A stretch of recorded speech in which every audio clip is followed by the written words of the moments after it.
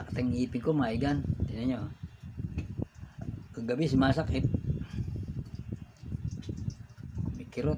Pag kumirot, hanggang dito, yan, dito. Ugat, umakit dito. Kirot, sa ugat. Napakasakit. Pero gumawa si misis nito. Efficacy oil, mga igan, ha, tingnan nyo. Efficacy oil to. Nilagyan ng luyang dilaw at saka yung buto ng ano ng avocado. Tinilad-tilad, ayun, ganun kaliliit oh.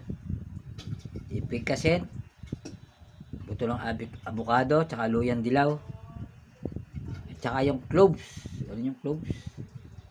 Meron to sa TikTok. I-search nyo ron. Subukan nyo. Kiss-kiss nyo kung saan nyo sumasakit dito. O dito sa ilalim.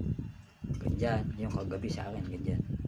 Kasi pag sumakit dito, dala rito hanggang dito. Sakit dito. My God. Yun ang naramdaman ko. Kaya nung maglagay ako nito, ito ha. Tandaan nyo, mga igan. Para sa mga sumasakit ang ngipin. O kaya sa mga rayuma, pwede ito mga igan. Napakagano to. Subok na to. Ito lagi ang gamit namin kung saan yung sumasakit sa parte namin katawan. Ito.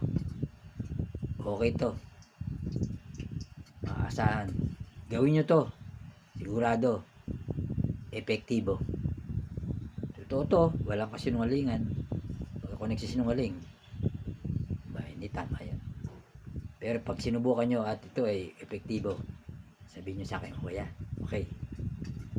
Bukan nyo na.